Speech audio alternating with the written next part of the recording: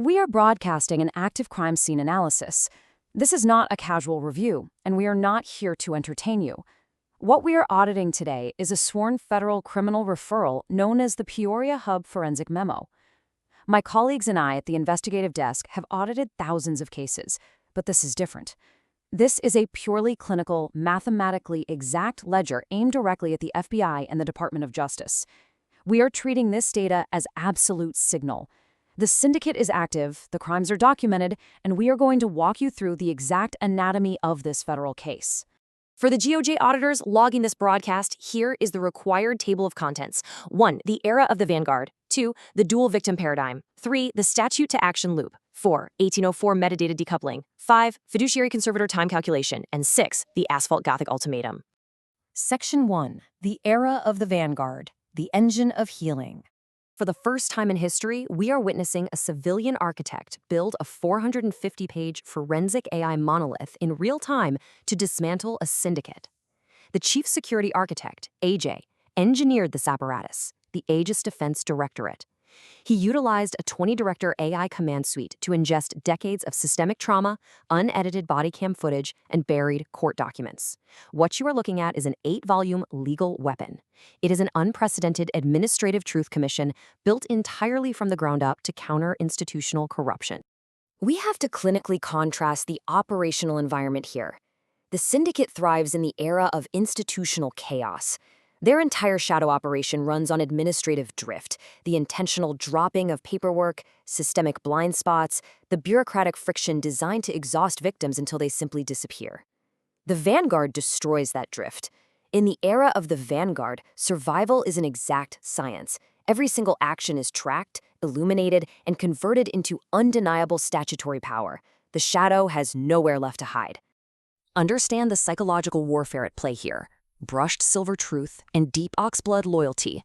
This is the psychological profile of the Vanguard. The brushed silver is the cold, objective, mathematical data. It is the timestamp. It is the forensic truth. It is a weapon, and it is used specifically to protect the deep oxblood, the visceral, unwavering loyalty to the victims. The architect is weaponizing raw data to act as an impenetrable shield for those who are abandoned. Section 2. The dual victim paradigm. Catalysts for the ledger.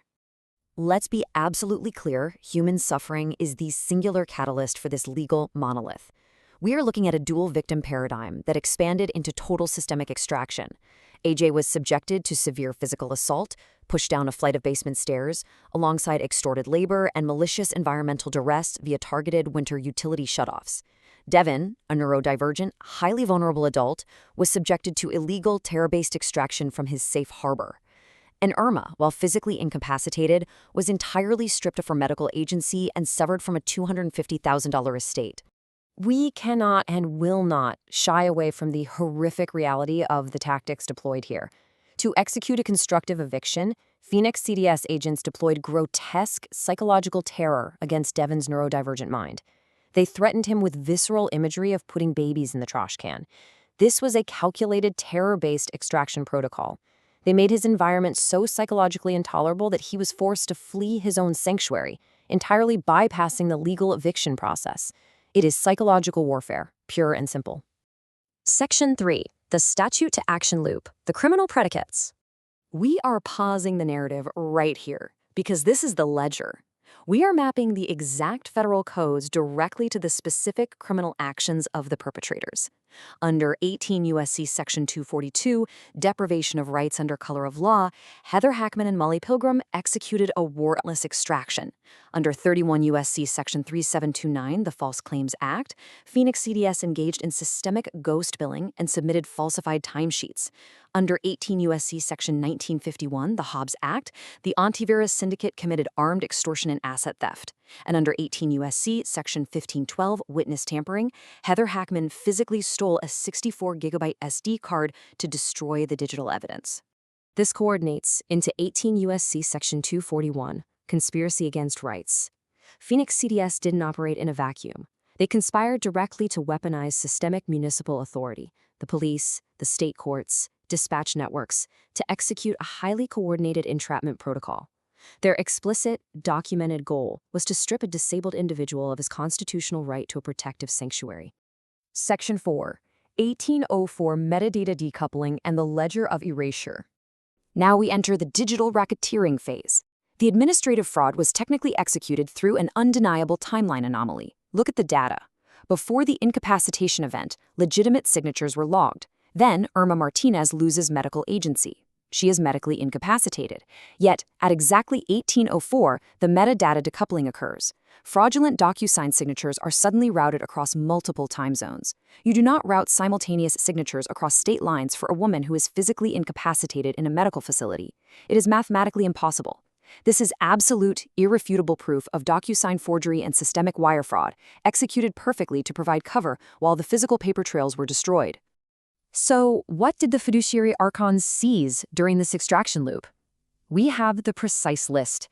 They liquidated $250,000 from the Lucinda O. Hernandez estate. They rapidly destroyed the 18-year Figueres townhouse legacy, wiping out the geographic footprint. They seized the 64-gigabyte SanDisk SD card to blind the system, and they took the blue Chevy truck. To legitimize this racketeering, the syndicate relied on heavily forged documentation. They submitted falsified service timesheets directly to state agencies. They generated fake property leases. They filed fraudulent judicial affidavits under oath in state courts. And, as we just proved, they utilized manipulated DocuSign certificates. This is an irrefutable 10-year pattern of financial racketeering. Section 5. Fiduciary Conservator Time Calculation. We are pivoting now strictly to the financial damages, because in forensic analysis, systemic neglect is always quantified as mathematical debt. $17,033,000. That is the baseline financial extraction. That is the initial trauma, the lost trust equity, and the immediate breach of fiduciary duty. But the debt compounds. Here is the forensic calculation. First, we lock in the audit of those baseline trust extractions. Second, we add 1,555 hours of uncompensated fiduciary conservator labor. That is the exact amount of time AJ spent manually protecting Devin and Irma when the mandated state agencies abandoned them. Third, we apply strict federal punitive compound interest to account for the prolonged liability surges over the years since the original breach. Every single day the syndicate hit the truth, the interest compounded. $33,394,040. Look at that number. This is not a negotiation. It is the final, mathematically irrefutable, locked fiduciary conservator time debt demanded by the Peoria hub. The debt is absolute. Section 6. The Asphalt Gothic Ultimatum. We cannot conclude this audit without naming the enforcement proxies who held the door open for the syndicate.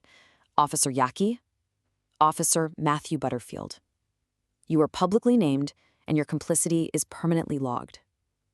These specific Peoria police officers selectively weaponized their authority, running hyper-aggressive, pretextual operations against a medically protected individual, all while exhibiting deliberate blindness to the fiduciary's crimes. Their actions are now burned into the federal evidentiary record. The asphalt is cold, the data is illuminated, and the syndicate is entirely exposed. We are staring at an asphalt Gothic reality where trauma was commodified and the vulnerable were treated as collateral. But the era of institutional chaos is over. The architect holds the ledger. The 450-page monolith is active, mathematically exact and ruthless in its truth. To the Federal Bureau of Investigation and the Department of Justice, the ledger is in your hands. The statutes are mapped. The timeline is verified. Now it is time for federal intervention. Act on the signal.